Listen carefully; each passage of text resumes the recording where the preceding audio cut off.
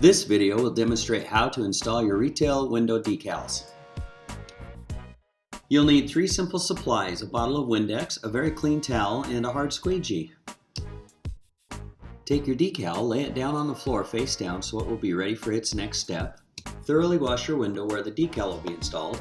Now, carefully remove the backing from the window decal, making sure that it doesn't fold over onto itself. You may want to use 2 people for this part. Now, generously wet the back of the decal with Windex and also the window. You'll want it just soaking wet on both parts.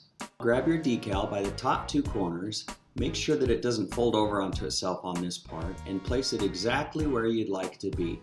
As long as it's wet, you can continue to pull it off and adjust it to get it just right. Take this time to get all the wrinkles out. Your final step will be to squeegee the vinyl from the center out all the way around the border, and as you squeeze the water out, wipe it with a towel. Take your time on this part, being careful not to tear the vinyl from pushing too hard on the squeegee. You'll get it to look perfect pretty easily, and this is what you're looking for.